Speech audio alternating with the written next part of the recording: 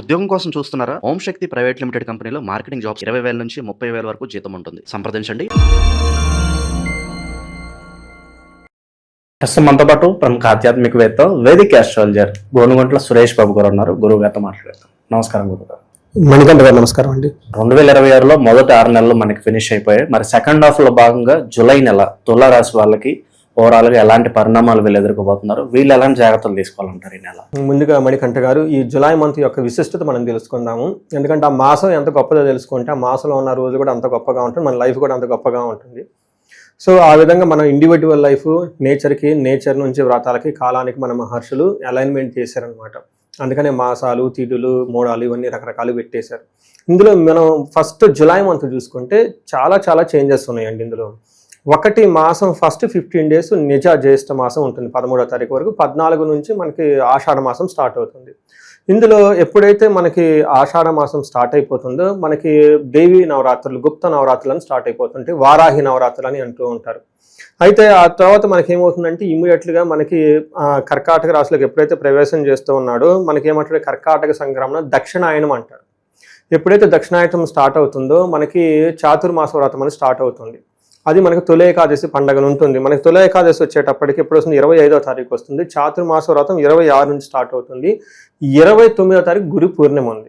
అంటే ఇప్పుడు ఈ ప్రకారం చూసుకుంటే మనకి గురుమోడం ఉంది, వారాహి నవరాత్రులు ఉన్నాయి, చాతుర్మాసం ప్రారంభమవుతుంది, ఆషాఢ మాసం ప్రారంభమవుతుంది, గురు పూర్ణిమ ఉంది. సో ఇన్ని రకాల విశిష్టతలు మనకి ఈ మాసంలో కలిగి ఉన్నాయి కాబట్టి ఇది చాలా ముఖ్యము, అందరూ సెలబ్రేట్ చేసుకోవాల్సిన మాసం అని చెప్పుకోవచ్చు. మరి జ్యోతిష శాస్త్రం ప్రకారంగా గ్రహాలు మారుతూ ఉంటాయి కాబట్టి 3 గ్రహాలు మారుతున్నాయి. జూలై 4వ తారీఖు, 7వ తారీఖు, 16వ తారీఖు. ఇందులో వచ్చేటప్పుడు శుక్రుడు, బుధుడు, సూర్యుడు వరుసగా మారుతూ ఉన్నారు కాబట్టి మనం ఈ 12 రాశుల వారికి టోటల్గా ఎలా ఉండబోతుంది ఏంటనేది దీని గురించి తెలుసుకోవాలి. సో మనం తులారాశి చూసుకుంటే బాగున్న రాశిలో ఇది ఒక రాశి మనం అనుకోవచ్చండి. అంటే ఏమంటారు, వృషభ రాశి చాలా చక్కగా ఉంది జూలై మంత్ లో. సెకండ్ బెస్ట్ గా ఉన్న రాశి ఇదని చెప్పుకోవాలి. ఇందులో ముందు డీటెయిల్స్ చెప్పుకోబోయే ముందు ఇందులో ఉన్న నక్షత్రాలు చిత్త 2, 3, 4 పాదాలు, స్వాతి 1, 2, 3, 4 పాదాలు, విశాఖ 1, 2, 3 పాదాలు అంతా ఇందులో ఉంటారు. పేరు బలం బట్టి మనం చూసుకుంటే రా, రీ, రూ, రే, రో, తా, తీ, తూ, తే అన్న అక్షరాలు ఇందులో ఉంటాయని గమనించాలి. నెక్స్ట్ మనకి ఇందులో లఘు గోచారం, సూక్ష్మ గోచారం ప్రకారం టోటల్ గా ఏమంటారు, చిన్న వర్డ్స్ లో హోల్ మంత్ అంతలా ఉంది మనం చెప్పుకోవచ్చు. ఇది సంస్కృతంలో ఉంటుందండి. క్రియాఫలం మృతిం విఘ్నం అభయం అంటాడు. అంటే ఏదైనా పని చేస్తే అందులో ఫలితం ఉంటుంది, రెండోది అభయప్రదంగా ఉంటుంది, మూడోది ఆటంకాలు ఉంటాయి కానీ వాటిని అధిగమించి ముందుకెళ్ళిపోతూ ఉంటారు. అయితే కుజుడు ఇప్పటిదాకా మన సూర్యుడు ఎలా ఉండటం వల్ల ఎలా ఉందని చెప్పుకున్నాం. అయితే ఇప్పుడు కుజుడు ఏం చేస్తారంటేనండి, కుజుడు మిక్స్డ్ రిజల్ట్ ఉందన్నమాట. కొన్ని యాంగిల్లో చాలా బాగుంది, కొన్ని యాంగిల్లో సపోర్ట్ గా కూడా ఉంది. ఫస్ట్ ఎక్కడ బాగుంటుందండి, కుజుని వల్ల ధన ప్రవాహం వస్తుంది, అనుకున్న పనులు విజయవంతంగా కంప్లీట్ అవుతాయి. మరి ఎక్కడ ప్రతికూలంగా ఉంటుందంటే మనకి సంస్కృతంలో ఏం చెప్తారంటే ప్రవాస కార్యహాని సాత్ కాసారోగ పీడనం స్థాననాశనం రుణచ్ఛేద అష్టమస్తే భవేత్ ధారాసుతే అంటారు. దీని మీనింగ్ ఏంటంటేనండి, ప్రవాస అంటే ఫారిన్ లో ఉండటం, అవుట్ స్టేషన్కి వెళ్ళటం, అక్కడ ఉండటం జరుగుతూ ఉంటుంది. కార్యహాని సాత్ ఏదైనా పని చేస్తే అందులో సరైన రిజల్ట్ రాకుండా దానికి ఆటంకాలు వచ్చాయి, ఆ రిజల్ట్ హాని జరిగే అవకాశం ఉంటుందని చెప్తూ ఉంటారు. అంతేకాకుండా కాసారోగ పీడనం, కొంచెం కాఫ్ అవన్నీ వచ్చే అవకాశం ఎక్కువగా ఉంటుంది. స్థాననాశం రుణచ్ఛేద అంటే వీళ్ళు ఏదైనా జాబ్ చేస్తుంటే ఆ జాబులో ఆటంకాలు వచ్చే అవకాశం ఎక్కువగా ఉంటుంది, ఒడిదుడుకులు వచ్చే అవకాశం ఎక్కువగా ఉంటుంది, ప్రెషర్ ఉండే అవకాశం ఎక్కువగా ఉంటుంది. వీటితో పాటుగా రుణచ్ఛేద, అప్పులు వాళ్ళు వచ్చి విపరీతంగా అడిగే అవకాశం ఎక్కువగా ఉంటుంది. వీళ్ళు ఇంతకుముందు ఎక్కడ అప్పులు చేస్తుంటే చాలా మాకు కట్టాల్సిందే అని తీవ్రంగా ఒత్తిడి చేసే అవకాశం ఎక్కువ ఉంటుందని గమనించాలి.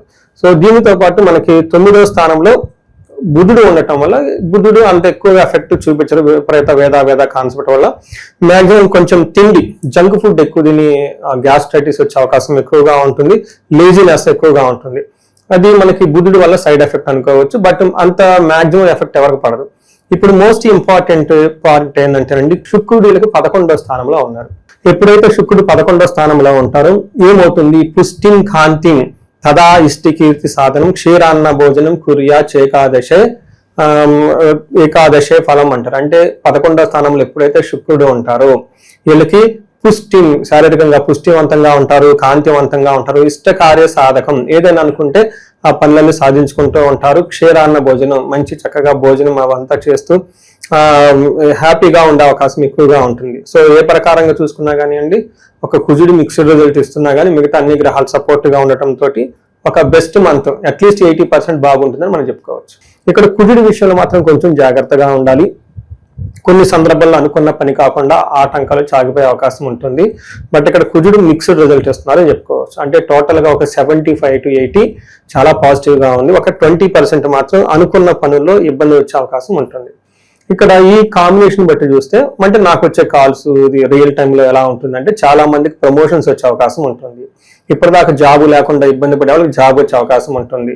ఏదైనా చెరీష్ డ్రీమ్ చాలా రోజుల నుంచి మనం అనుకుంటున్నాం అది ముందుకు పోవట్లేదు ఏంటి అనుకుంటే ఈ టైంలో ఖచ్చితంగా వాళ్ళకి అనుకున్న పనులను నెరవేరే అవకాశం ఉంటుందని మనకి జనరల్ అబ్జర్వేషన్ అనమాట. అంటే we are doing personal level research కదా ఉన్న మాకేమంటారు నా క్లయింట్స్కి ఎన్ని సంవత్సరాల నుంచి చేస్తున్న వాళ్ళు ఎలా ఉంటుంది ఏంటి రకరకాల కాల్ చేస్తుంటారు కదండి. కొంతమంది మెసేజ్లు పెడుతూ ఉంటారు పర్సనల్గా, ఇదిగోండి మీరు ఇలా చెప్పారు, మీ వీడియో చూసాము, ఇలా వచ్చింది, ఇదిగోండి మీరు చెప్పినట్టు జరిగింది అంటే కనెక్ట్ అయిపోయి మళ్ళీ అపాయింట్మెంట్ తీసుకొని ఇండివిజువల్ జాతకం చెప్పించుకుంటూ ఉంటారు. ఇవన్నీ జరిగే అవకాశం ఎక్కువగా ఉంటుంది.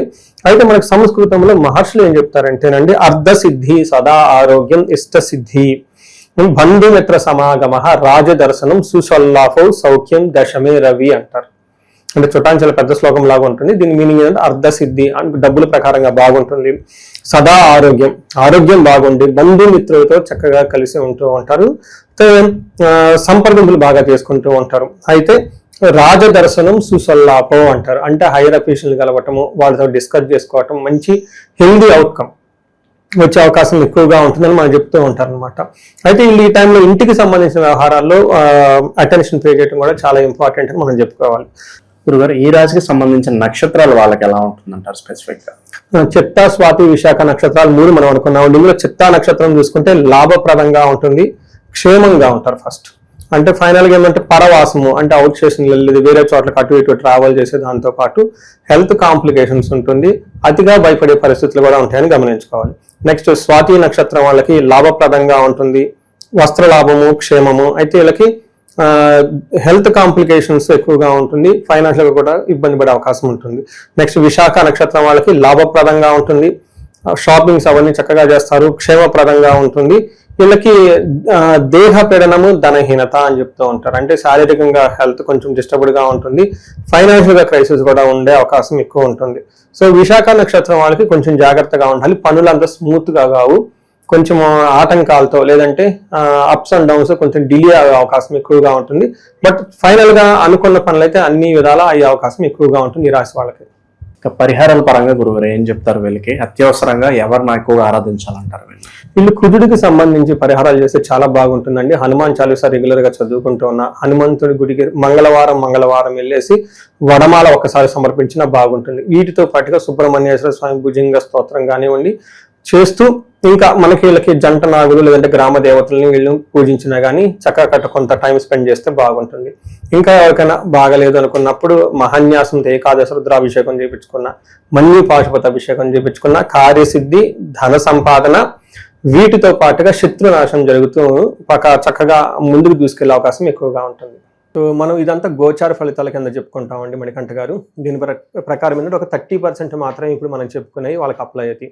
అయితే ఇండివిజువల్ జాతకం చూపించుకోవడం చాలా చాలా ముఖ్యం. కొంతమందికి ఎవరికైతే ఏజ్ 40 to 50 years మధ్యలో ఉండేసి, అంటే +or- 40 years, దీన్ని మిడ్ లైఫ్ క్రైసిస్ అంటూ ఉంటారు చాలా మందికి. లేడీస్కి పోస్ట్ మెనోపాజ్ అని, ప్రీ మెనోపాజ్ అని, జెంట్స్ కూడా ఏమంటారంటే కొంచెం హార్మోనల్ చేంజెస్ ఉన్నాయని చెప్తూ ఉంటారు. అంటే సడన్గా ఏమవుతుందంటే వాళ్ళ లైఫ్లో 10 years కెరియర్ గ్రోత్ సక్సెస్ఫుల్గా ఉండి, అకాడమిక్స్ అంతా సక్సెస్ఫుల్గా ఉండి, వాళ్ళ లైఫ్లో ఒక మేనేజర్ లెవెల్లో ఒక ఉన్నతమైన పొజిషన్కి ఆల్రెడీ వచ్చి ఇప్పుడు లైఫ్లో ఒక స్టాగ్నేటెడ్గా ఫీల్ అయి ఉన్నారు, గ్రోత్ లేదు, వ్యాక్యూమ్ వచ్చింది, జాబులు పోయి ఇబ్బందులు పడిపోతున్నారంటే ఒక్కసారి వాళ్ళు సీరియస్గా జాతకం చూపించుకోవడం చాలా చాలా ఇంపార్టెంట్. ఎందుకంటే ఈ టైంలో వాళ్ళకి గ్రహ శాంతులని, లేదంటే గ్రహ దోషాలని, లేదంటే శాపాలని ఉంటాయి అనమాట. ఈ శాపాలు వాళ్ళకి ఎఫెక్ట్ అవుతూ ఉంటాయి అనమాట.